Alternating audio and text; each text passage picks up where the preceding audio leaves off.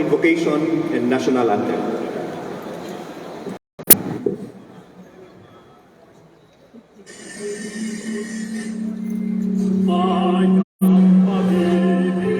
Perlas ng silanganan, hanap ng puso, sa hindi mo'y buhay.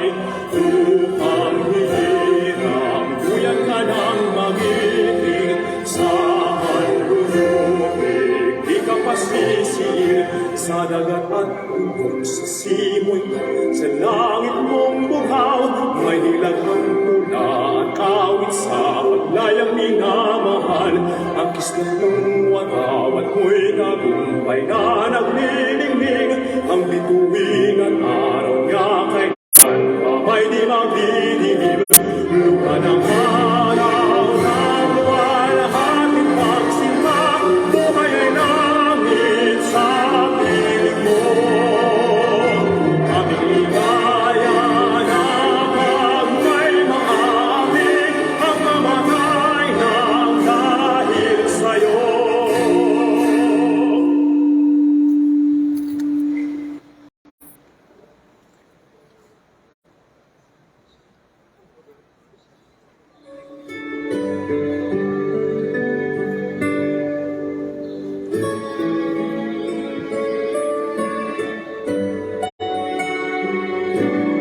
I'm so blessed, my Lord, I can see you in all the love living so fine and true.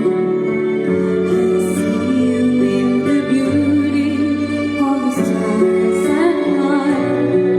I see you between the lines of the sweet refrain. I'm so blessed, my Lord, I can see you. Even when I'm lonely and in pain, I see you in the stars, all the stars at night. I see you in my life, I feel alright.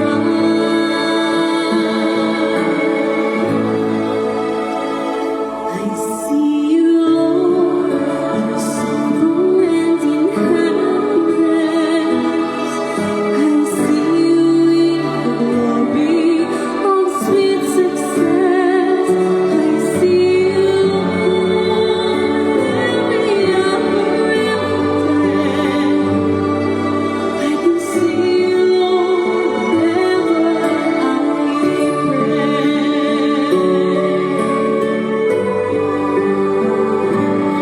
I'm so blessed, my Lord, I can see you. The smile of a baby, sweet and true. I can see you in the eyes of my very best friend. I see you in the arms, just like a love that never ends. I see you, Lord, in sorrow and in happiness. I see you in the glory of sweet success. I see you, Lord, every hour, every day. I can see you, Lord, whenever I pray. I see you, Lord, in sorrow and in happiness. I see of sweet success. I see you, Lord, every hour, every day. I can see you, Lord, whenever I see you,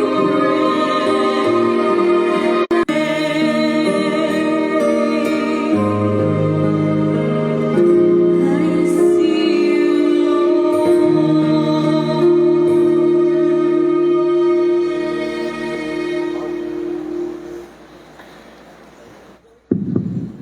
Thank you. Please take your seats.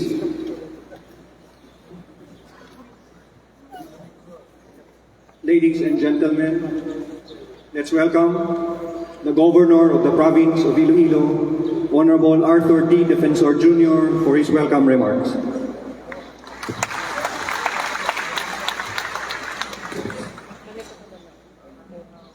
Hello, mayong aga sa inyo tanan, the Senior Vice Chairman of the Committee on Constitutional Amendments, Representative Lawrence Defensor, and my colleagues in the House of Representatives. I miss you very much. And to our people who are present here today, thank you for your attendance. And I would like to thank the committee and House of Representatives for this consultation, especially that we are discussing the most important law in our country, which is the Constitution. It is very important because it is our fundamental law. It is where we lay down the structures of government, the distribution of powers, and most importantly, the rights protected, the rights of our people that are protected. But, the beauty of the Constitution is that notwithstanding it is fundamental, that can be changed so that it is in tune with the whole world and the national situation. And in changing the Constitution, the most important part of that is the participation, the voice, and the power of the people. Constitutions are not supposed to be products of technocrats, professionals, and lawyers. The Constitution is the creature of the common people that is supposed to be the product of the common mind. That is the essence of the Constitution. So there is a consultation.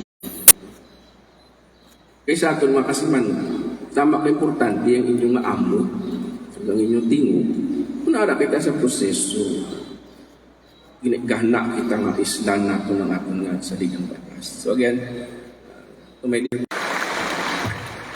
Thank you so much, Gov. May I request the Honorable Julian Jam Baronda, representative of the Lone District of Iloilo City, to acknowledge our guests and introduce the members of the House of Representatives here with us. Mga kasimanwa, maayong aga sa atong tanan. It is my honor to acknowledge our esteemed guests and participants on this public consultation.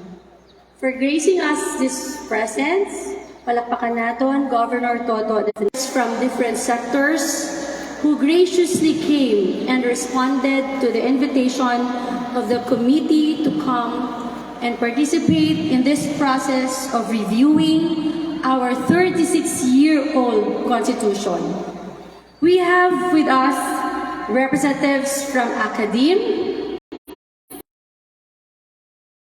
business, local government units, regional government agencies, and civil society organizations and basic sectors. We want to make special mention to all the governors who are here, Kajao, and our neighboring provinces, Vice Governor, board members present, mayors, municipal councilors, and special mention to our City Council, palakpakan natin of the City of Iloilo, our barangay captains from the City of Iloilo. Also to Mayor Felipe Antonio Rimulyo, and all public servants present, Governor Joen Miraflores, palakpakan man natin.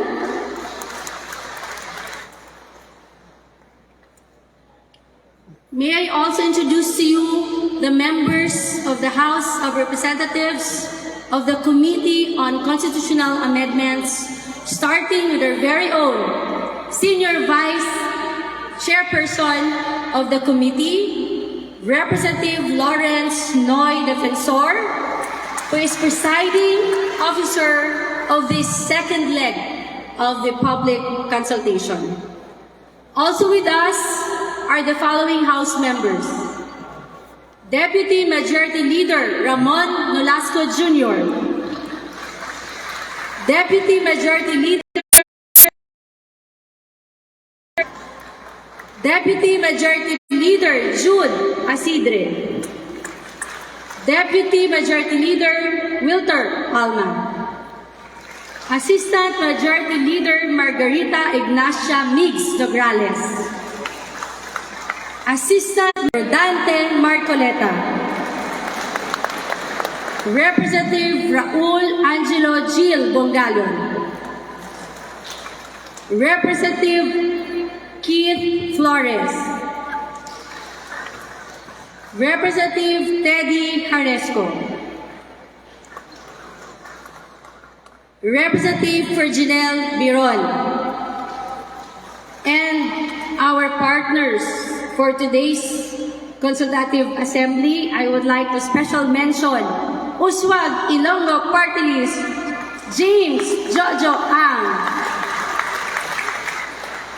Congressman Michael Mike Garceta. Congressman Raul Buboy Tupas. With the Committee on Constitutional Amendments here this morning and other members of the House of Representatives, we look forward to a productive time with you all. Thank you, kag maayong aga gid sa aton tanan.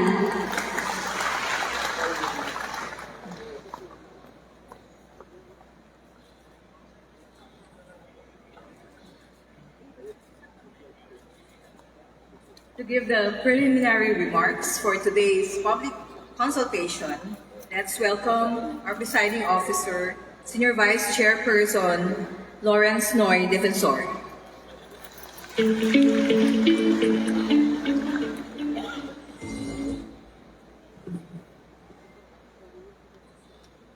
Good morning, everyone. Mayong aga sa tanan nga taga Visayas, mga Ilonggo, taga Capiz, Aklan, Antique, Guimaras, and the province of Negros. Gusto sang Kongreso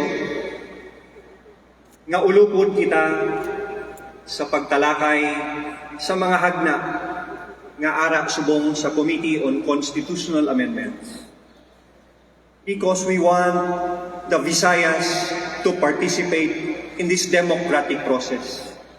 Kay ang konstitusyon hindi ini para sa amon, kundi ini para sa tanan, labi na gid para sa mga Pilipino sa Visayas.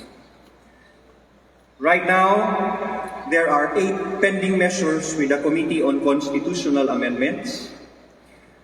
Upod ini, kagsabat ini sa pamangkot, kung dapat bala amyendahan na ang aton konstitusyon, kag kung ano ang nami nga paagi sa pag-amyenda sang aton konstitusyon.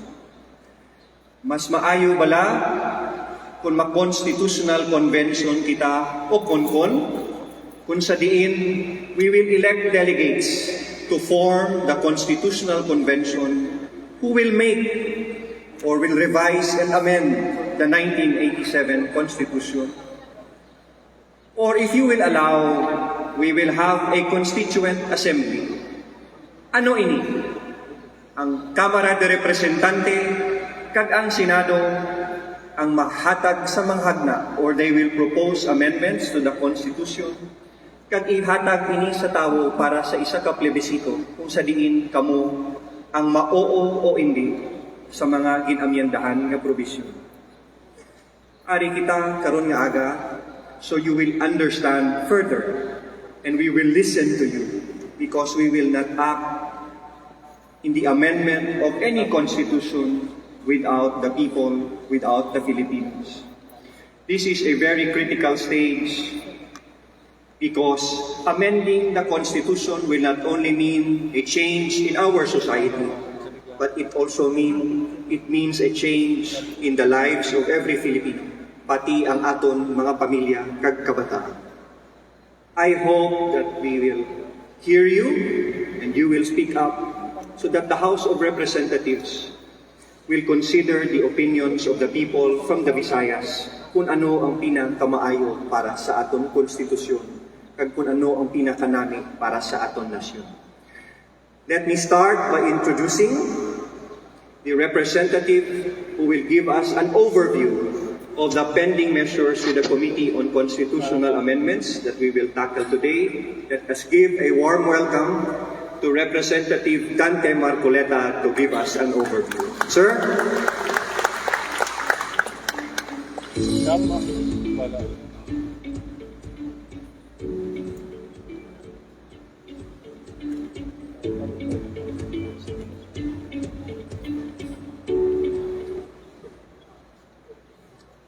Magandang umaga po sa ating lahat.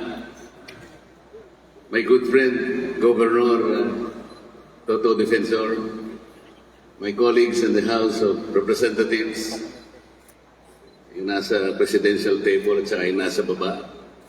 Kasama na po yung nakatungkod dyan na nagpapanggap na harmless sa kanyang asawa. Sa lahat po ng participants ngayong umaga, I was informed that there is a complete representation across communities and societies. Nandyan po yung academe, nandyan po yung business, at iba't ibang sektor na mayroong interest po sa pag-amyenda ng ating saligang batas. This consultation, ladies and gentlemen, was triggered by several House bills filed by my colleagues in the present Congress. Kagaya po ni Honorable Richard Gomez. Hindi naman tayo masyadong nagkakalayo, pre. Diba? Isa rin po si Honorable Richard Gomez na merong bill advocating an amendment to our present Constitution by way of a Constitution. They have similar measures advocating to look into the possibility of amending or even revising our Constitution, again through Constitutional Convention. There are other bills, particularly those filed by former Speaker Alan Velasco and Honorable Tambunting. They were also advocating to look into the provisions, particular provisions, as may be provided into particular sections of Articles 12, 14, and 17 of the Constitution. Ang sa palagay po kasi nila, and the rest, some of our members, kagaya na po ng nalalaman natin, the Constitution, ito para sa kanila, para mas madali sigurong, o maging flexible siguro, ang saligang batas. Hindi kagaya sa atin, masyadong rigid. Merong mga sectors po na to feel the pulse of the people, to know your sentiments, and to be able to arrive at a consensus in order to determine the way forward. This is the reason why we are here. Tulungan niyo po kami na makakalap tayo ng mga batayan kung dapat talaga o hindi dapat amyendahan, gamitin yung tinatawag nating Constituent Assembly, which is also written in our Constitution. So ito po ang dahilan kung bakit nandito kami. Tulungan ninyo kami na mapagpasyahan natin kung talagang dapat nating baguhin ang saligang batas. At kung dapat nang baguhin, ano ang gagamitin nating modality? Con or con-as sa ating lahat. Thank you so much, Congressman Dante Marcoleta of Sagip Party List. Ladies and gentlemen, let us welcome to also Congressman. May I recognize Honorable Richard Gomez to give us a brief overview of the bill he filed calling for a constitutional convention. Kong Richard.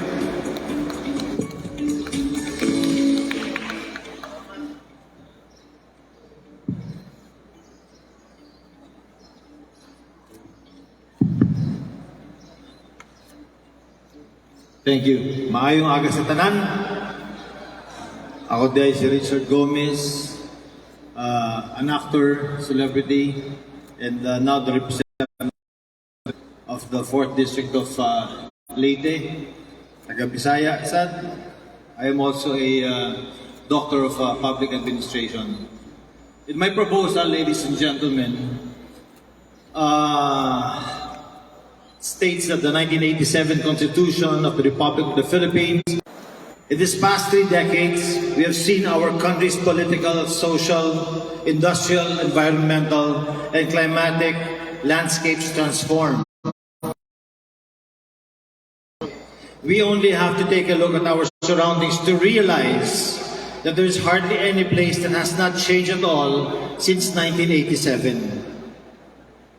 We as a people need to remember that to adapt to our environment is to increase our prospects for the Constitution. Right now, we are stuck with economic provisions that hinder and stifle foreign investments to flow into our economy. However, despite the glaring need to update certain provisions in our Constitution, no amendatory process has seen succeeded in both houses of Congress. More than ever, as our economy treads the road to recovery from the dampening effects of the pandemic and the ongoing war in Ukraine, we need to equip ourselves and especially our financial and economic systems with appropriate policies to ensure greatest success. Ladies and gentlemen, in my view, there are 7 key economic provisions in the 1987 Constitution that, when amended, would permit 16 rising companies. Let me just briefly go over my proposed changes. Ito ay proposed lang. This is not yet cast in stone. For the provisions for public domain resources that cannot be alienated, such as land, with the same lease of term for 25 years, renewable for another 25, and foreign individual citizens may also lease a maximum of 500 hectares. However, to show or yung hindi na failed to show acceptable operational performance, pwede rin. For example, kung yung cellphone companies natin hindi na magandang serbisyo, yan, pwede na yan. However, management must remain controlled by Filipino citizens. For other provisions for educational institutions, ladies and gentlemen, these are just my proposals. Napakaraming proposals pa ang pwede nating amyendahan pag nagsimulan itong proseso natin sa constitutional amendments. What is most important, however, is that we opt for the most democratic means of amending the Constitution, which I think is by way of a constitutional convention. Because of holding a special election for Constitutional Convention delegates, yung bill ko na 6805 proposes to hold this election simultaneously with the coming barangay elections in October of 2023. Although charter change is urgent, ninyo tanan. Thank you.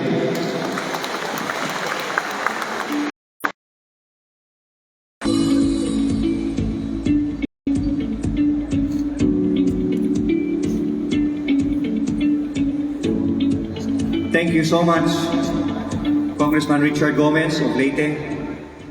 And now to give us the merits of amending the economic provisions. And participants, with the permission of Congresswoman Stella Kimbo, I will present her slides on the benefits po nitong pinipresent po natin na CONCON para sa ECON.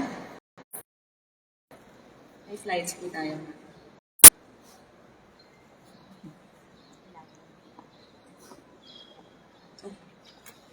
So currently po, sinabi naman po ni Kong Richard, ang mga constitutional provisions po natin currently, Filipino-owned. So kumbaga, 30% lang po ng mga foreign equity, mga kumpanya po ang pwedeng mag-invest dito sa Pilipinas. And ang 40% na foreign equity, ang mga industriya po ng natural resources natin.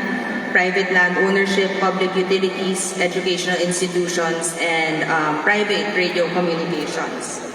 Makikita po natin 12, 14, and 16 ng ating Philippine Constitution. Ano po ang epekto nitong current Constitution po natin? First slide please, pabalik lang po para mapakita. Makikita po natin na number 3 po tayo. Third most restrictive in the world on the OECD 2020 FDI regulatory restrictiveness. So dahil po dito, makikita natin sa next slide please, sa ating FDI inflow sa ASEAN, makikita nyo po yung yellow po na highlight dito sa table po na ito. From the 1980s na 7.9% na kinocontribute po ng FDI inflows natin sa ASEAN, ngayon po, bumaba po tayo sa 4.8. Makikita po natin, dahil dito, wala na tayo sa top 5 ASEAN countries na nag-a-attract ng foreign investors. Ang ganda ng Pilipinas, ang gaganda po ng mga Pilipino, pero hindi po tayo attractive enough para mag-invest ang mga foreign investors po natin. So, dahil po dito, sa next slide please, kung makikita natin ng ASEAN GDP per capita natin, no, compared sa 1970s to 2021, number 2 po yung Pilipinas noong 1970s. Dahil po sa ating mga